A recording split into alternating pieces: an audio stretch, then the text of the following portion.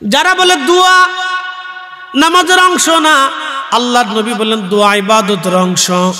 আর আল্লাহ বলে দিলেন উদুনি আস্তাজিব লাকুম, তোমরা আমার কাছে চাও আমি আল্লাহ তোমাদেরকে দেব।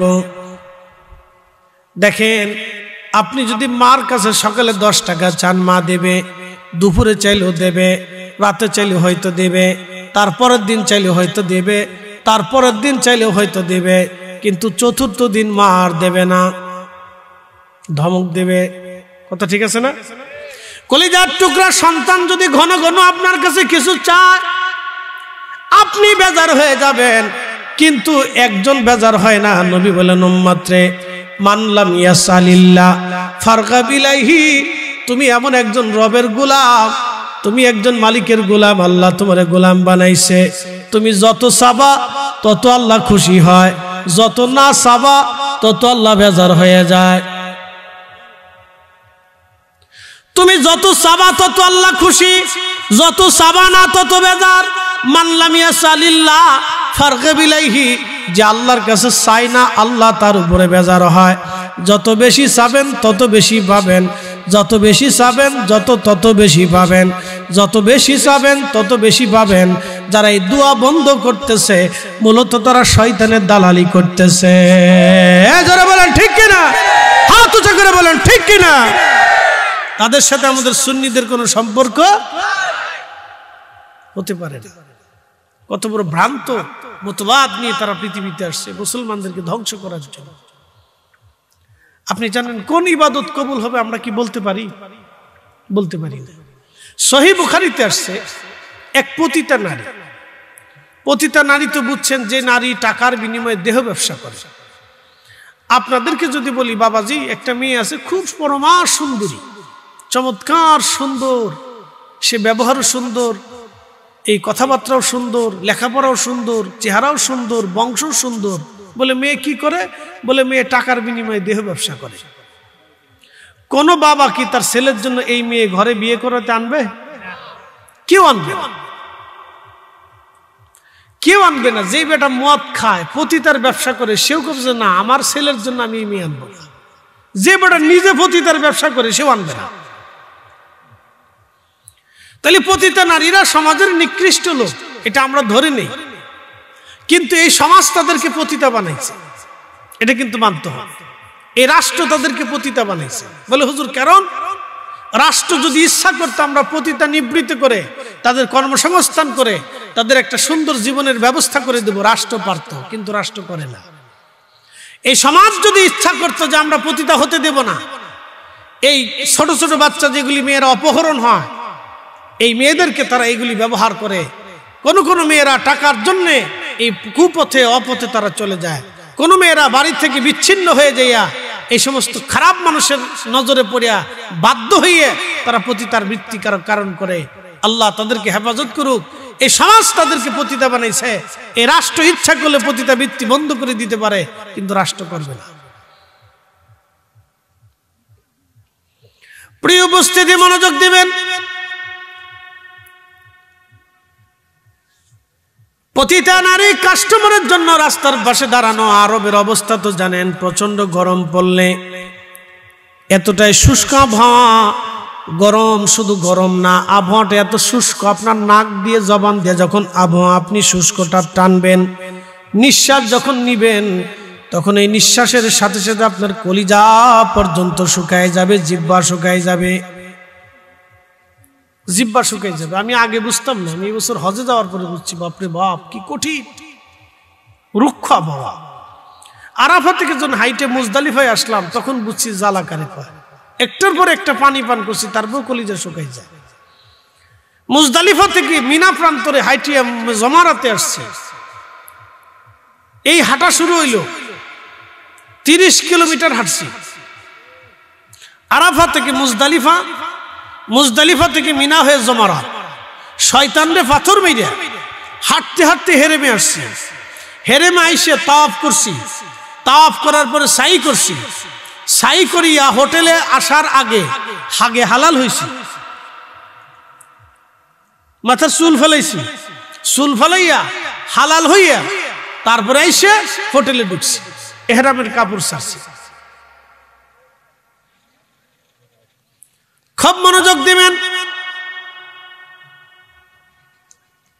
হাজিরিন, এই সময় পর্যন্ত কত লিটার পানি আমার পেটের মধ্যে গেছে আমি জানি না। একটার পর একটা খাইছি, একটার পর একটা খাইছি, তাও গরম পানি না, ঠান্ডা পানি একটার পর একটা খাইছি। প্রচুর ঠান্ডা পানি খাওয়ার কারণে আমার একেবারে পরিপূর্ণ ঠান্ডা লেগে গেল, দম ছাড়তে পারিনি, এত কঠিন অবস্থা। বন্ধু মনোযোগ দিবেন, সেই দিন বুঝেছি আরবের শুষ্ক আবহাওয়া কত মারাত্মক। কুকুর পানির তৃষ্ণায় হাঁপাইতেছে, জিহ্বা বের করে হাঁপায় হাঁপায় যাচ্ছে। পানির জন্য কুকুরটা পাগল পারা হয়ে গেছে। পতিতা নারীর মনে মায়া লাগলো, আরে একটা আল্লাহ সৃষ্টি কুকুর আজকে পানির তৃষ্ণায় মারা যাবে, তা হতে পারে না। এই পতিতা নারী তার পায়ের মোজা খুলল, মোজাটা চামড়া দিয়ে বানানো ছিল। পায়ের মোজা খুলিয়া রশি বেঁধে কুয়ার ভিতরে নামাইয়া কুয়ার ভিতর থেকে পানি উঠাইয়া এই পতিতা নারী কুত্তারে পানি পান করাইল। কুকুরকে পানি পান করানোর কারণে আমার আল্লাহ পাক খুশি হইয়া নবী বললেন, সহিহ বুখারীর কিতাবুল আম্বিয়াতে আল্লাহর নবী বললেন, আমার রব ওই পতিতা নারী সারা জীবনের জেনার গুণ আল্লাহ মাফ করে দিলেন। একবার জোরে বলা যাবে কে মারহাবা। দয়াকার, মাফ করে কে? তা আমরা মুনাজাতে মাফ চাইলে মাফ করবে কে? পতিতা নারী কুত্তারে পানি খাওয়ায় যদি মাপ পাইতে পারে, তাহলে আমরা আল্লাহর কাছে কান্দে কি মাপ পাইতে পারি না? তাহলে এই দুয়া যারা বন্ধ করতেছে সবকটা শয়তানের দালাল। আসতে বলেন কেন? জোরে বলেন, জোরে জোরে, কোনো সন্দেহ নাই। আচ্ছা, আপনাদেরকে আরেকটা যুক্তি দিই। মিলাদ পড়ানোর পরে তারপরে খাওয়ান কিনা? খাওয়ান না, কিছু মেহমানদারি তো হয়। আপনি আপনার বাড়িতে 10 জন মেহমানকে দাওয়াত করছেন, এখন খালি মুখে কি করে বিদায় করবেন বলেন তো? খালি মুখে বিদায় করা যায়? আপনি দাওয়াত করছেন যে ভাইরে আমরা অমুক দিন আমার বাড়িতে দোয়ার ইন্তজাম করছি, জিকির ফিকির হবে, মিলাদ মাহফিল হবে। দুরূদ শরীফ নবীর না, নাম মিলাদ, কিন্তু দুরূদ তো রাসূলের, জিকির তো আল্লাহর, কোরআন তো আল্লাহর কোরআনই তেলাওয়াত করি না, আমরা বাইবেল পড়ি। তা আল্লাহর কোরআন পড়ি না? তো প্রত্যেক হরফে কয় নাকি? 10 নেকি। প্রত্যেক দুরুদে কয় নেকি? 10 নেকি। প্রত্যেক জিকিরে নেকি। প্রত্যেক দোয়ায় নেকি। প্রত্যেক সালামে নেকি। প্রত্যেক নাতে নেকি। আমরা নেকি দেখি, উনরা খালি বেদাত দেখে। বুঝলাম না কিছু? আমরা নেকি পাই, উনরা খালি বেদাত পায়। তার মানে চশমা লাগাইছে কালা, এই জন্য দুনিয়া কালা দেখা যায়। কথা ঠিক আছে না ভাই? চশমা হয়েছে লাল, এই জন্য দুনিয়া লাল দেখা যায়। চশমা যদি এশকে রসুলেরটা লাগাইতো তাহলে এশকে রসুল বোঝা যাইতো। চশমা লাগাইছে আব্দুল ওহাব নজদির, যার কারণে এই দুনিয়াও আব্দুল ওহাব নজদির কত খালি বেদাত মনে হয়। কথা ঠিক কিনা? আল্লাহ আমাদেরকে বুঝার তৌফিক দিক, সকলে বলে না আমিন। বুঝাটা জরুরি ভাই। দুনিয়ার থেকে আমরা চলে যাব না। দুনিয়ার থেকে এখানে 100 বছরের বয়সী কেউ আছে? আমাদের হাজী সাহেবের বয়স কত হবে? তাইজউদ্দিন সাহেবের বিরাট বয়স হবে। উনি সেই অসুস্থ বৃদ্ধ, তিনি আমরা দরবারে যে দাওয়াত করে আসছে আমার। যাই হোক, উনি বয়স্ক মানুষ, ওনার চাইতে হয়তো বয়স বেশি থাকতে পারে, তো 100 বছরের উপরে না। তার অর্থ হলো আপনাদের এই অঞ্চলে সোনাচুং, বসন্তপুর, সনখলার পশ্চিম পার, চান্দপুর, কয় গ্রাম নাম জানি না, সব একসাথে লিখে দিছে। যার কারণে আমি একসাথেই পড়তেছি। সোনাচুং, বসন্তপুর দক্ষিণে, সনখলার পশ্চিমে, চান্দপুর। এই গ্রামের নাম কি? চান্দপুর। তাহলে পাশে হলো সনখলা, তারপর হলো বসন্তপুরের পরে সোনাচুং। অসুবিধা নেই, সাইডটি ঠিকানা একবারে এমন ভাবে দিছে। আমার যখন সিএনজিতে আনছে, আমি কই লয়ে যায়, সার্ফের তো কিছু দেখি না, খালি মাঠ। হুজুর ওই যে আলো দেখা যেতেছে, ওই জায়গা মাহফিল। আমি কিছু ওইসে কাম আজকে জীবনের তোরে আজকে ধরা পড়ছি। আমি গত বছর ইন্ডিয়া গেছি মাহফিলে। সে ইন্ডিয়ার এই জানুয়ারি 7 তারিখে, 5-6 তারিখে ঢুকছি। 7-8 তারিখে ইন্ডিয়ার আসামে মাহফিলে গেছি। গুয়াহাটি বিমানবন্দর থেকে, বিমান থেকে নাইমা আমার গাড়িতে উঠেছে একটা জিপে। উঠাই নিতে ব্রহ্মপুত্র সরে নিয়ে নামাইছে। বিরাট বড় নদী, যমুনার। আমরা যে যমুনা, ভারতের ভিতর হলো ব্রহ্মপুত্র কয়, আর বাংলাদেশ আসলে হলো যমুনা। ভারতের অংশ হলো ব্রহ্মপুত্র। তো এই ব্রহ্মপুত্র নদীতে নামাইছে, বুঝতেছেন, সরের ভিতরে। আর সামনে যাই দেখে পানি। তখন আমার তো ডর লাগছে, কলিজায় ভাল লেগে গেছে। হাই এরা মানে আমার নিয়ে খুন করবে। আমার ভয় এসে গেছে, সর্বনাশ। আমাদের বাংলাদেশে সরে এরকম চুরি ডাকাতি হয়, তো এরা মানে আমার আটকায় সম্ভবত হয়তো কোনো সিস্টেম করবে, অপহরণ করবে। কি বিপদ না! আমি ডরায় লাভ দিয়ে গাড়ির ধাক্কা দিয়ে খুলে গাড়ির থেকে নামি আমি বললাম যে আমার কই লয়ে যেতেছেন? সামনে পানি, চারপাশে পানি, খালি চর আর চর, কই নিয়ে আসছেন আপনারা? রাস্তা নাই, ঘাট নাই, কোথায় নিয়ে যাবেন? হুজুর আল্লাহর কসম করে কইলি চরের ভিতরে মাহফিল। আমি বললাম এই কথা আগে বললে তো আমি দাওয়াত নিতাম না। হুজুর বললে দাওয়াত নিবেন না, এর লেগে বলি নাই। আসেন বসে আছেন। জি, তো যাই হোক, এই শহরের ভিতরে গেছি, যাইয়ে বাপরে বাপ, যাই হাজার হাজার মানুষ, নারী পুরুষ মাহফিল শুনতেছে। কোথা থেকে আসছে? নৌকা মৌকা ভাড়া করে দুনিয়ার মানুষ এসেছে, খুব গরিব মানুষ আর খুব দরিদ্র। তো যাই হোক,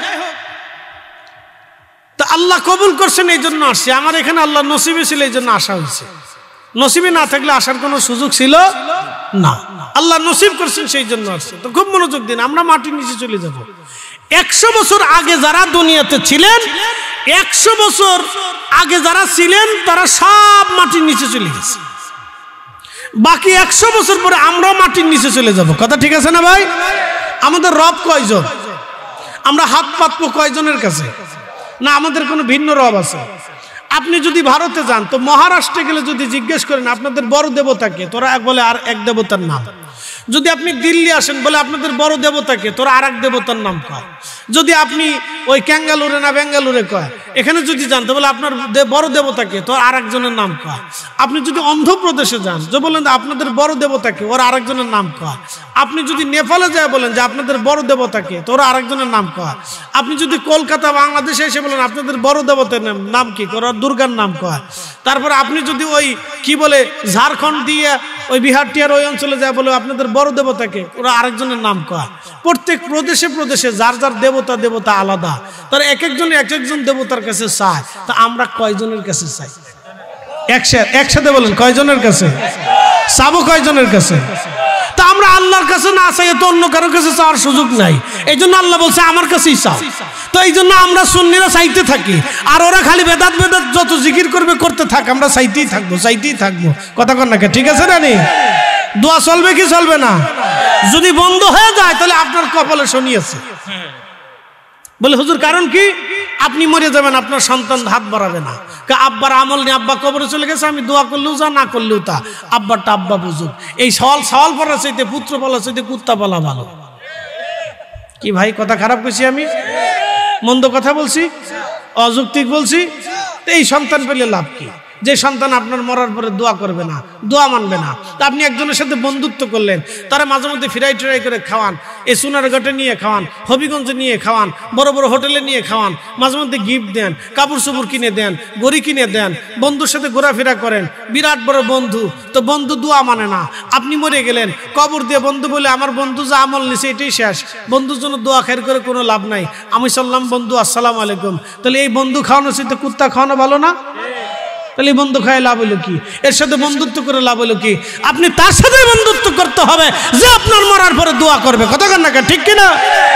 এই কথা সারা জীবন মনে রাখবে, ভুলে গেলে চলবে না। কবর বড় কঠিন জায়গা, কবর বড় কঠিন জায়গা। এখানে কেউ কারো কথা মনে রাখে না। রাখে ভাই? রাখে না, সবাই ভুলে যায়। কত গোরস্থানের পাশ দিয়ে হাজার হাজার মানুষ হাইটে যায়, মনে থাকে না, সালাম পর্যন্ত দেয় না। আজকে আপনাদেরকে একটা ঘটনা শোনাই দিয়ে যাই। এই ফুলা পান তোরা ভিতরে, আব্বা ভিতরে।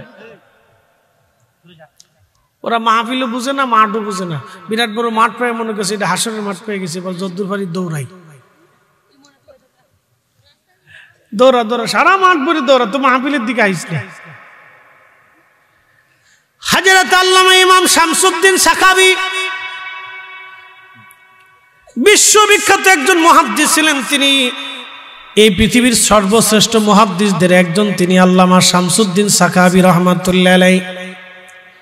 শামসুদ্দিন সাখাবী রাহমাতুল্লাহ আলাইহি একটা কিতাব লেখছেন, আল কাউলুল বদি, আমার ঘরে আছে।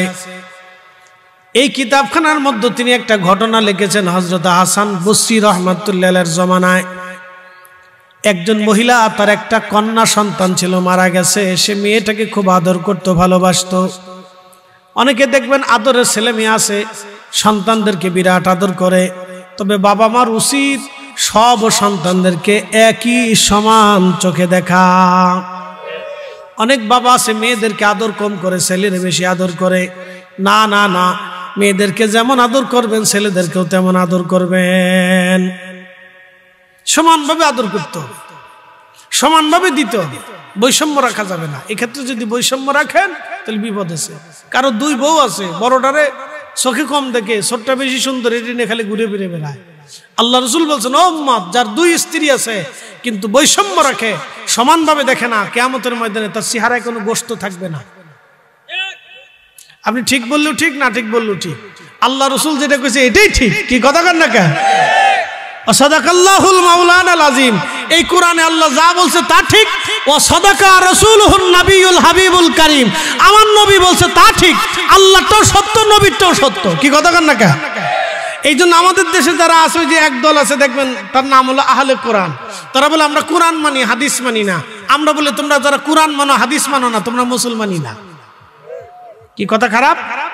সুস্পষ্ট কথা। যারা কোরআন মানে হাদিস মানে না, তারা মুসলমান হতে পারে? হাদিস কার কথা? আমার রসুলের কথা না? তো রসুলের কথা যারা মানে না তারা কি মুসলমান? তারা কাফির।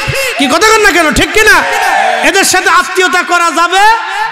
কাদিয়ানি। কাদিয়ানি কারা? তারা বলে আল্লাহ মানি, রসুল মানি, খুদা মানি, কবর মানি, হাসর মানি, কোরআন মানি, সব মানি, কিন্তু নবী, আখিরি নবী মানি না। বলেন আমাদের নবীর পরে আর কোন নবী আছে? তো যারা নবীরা আখিরি নবী মানে না, তারা কি মুসলমান? তারা কাফির। ওই জন্য তাদের সাথে লেনদেন, আত্মীয়তা করা যাবে, তাদের সাথে আমাদের কোনো ঘর সংসার হবে না। হিন্দুদের সাথে কি আমাদের ঘর সংসার হয়, আত্মীয়তা হয়? তারাও মানুষ, আমরা মানুষ, তারাও খায় আমরাও খাই, তারাও ঘুমায় আমরাও ঘুমাই, তাদের রক্ত লাল আমরাও রক্ত লাল, তারাও যে মানুষ আমরা সে মানুষ, তাদের চুল আছে দাঁড়িয়ে আছে আমরাও চুল দাঁড়িয়ে আছে, তারা যে পোশাক পরে আমরা সেই পোশাক পরি, তারা যে শাকসবজি খায় আমরা ওটাই খাই, তারা যে ফলমূল খায় ওটা আমরাও খাই, তারা ভাত রুটি খায় আমরাও খাই। তো তফাৎ কি? তাদের বিশ্বাসের সাথে আমাদের বিশ্বাসের মিল নাই। বুঝে গেছে? যার কারণে তাদের সাথে আমাদের আত্মীয়তা হয় না। এমনি লেনদেন হয়, ব্যবসা বাণিজ্য হয়, রাজনীতি হয়, কিন্তু আত্মীয়তা হয় না। তারাও আমাদের সাথে আত্মীয়তা করে না, আমরাও তাদের সাথে আত্মীয়তা করি না। কাদিয়ানীদের সাথে আমাদের আত্মীয়তা হবে না, আহলে কোরআনদের সাথে আমাদের আত্মীয়তা হবে না। আরেক দল নতুন বেরিয়েছে, নাম দিছে আহলে হাদিস। তারা বলে রসুলের আব্বা আম্মা 2 জন কাফের। কি বুঝলেন আপনারা? এই জন্য আমরা সুন্নিরা বারবার বারবার নজদি নজদি নজদি নজদি জিকির করি। কারণটা কি? আপনারা মনে করেন যে আমরা হিংসা করি? হিংসা করি না, আমরা মুসলমানের ঈমান বাঁচাইতে হবে। কথা কন না কেন?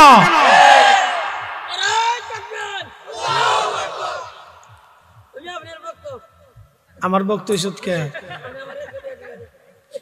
বক্ত কি ঠিক আছে? যাওয়ার সময় আমার ব্যাগটা ধরে লই যাইস, ক্যামেরা ট্যামেরা লয়ে যাস নাকি? আগে দিস, ঠিক আছে, লাইট দিয়ে আগে দিস, আর ফলাইস না কিন্তু, সাবধান। বক্ত এরকম বক্ত সারা দেশে নিতে আমার পরে বিক্রি করে খাওয়া লাগবে দেখতেছি। বক্ত মারাত্মক বক্ত। ঠিক আছে, যা, দেবো না দেবো না দেবো না দেবো না, অসুবিধা নেই। খালি কি আমার বক্ত না, আরো অন্য কারো বক্ত? আর বক্ত আছে না?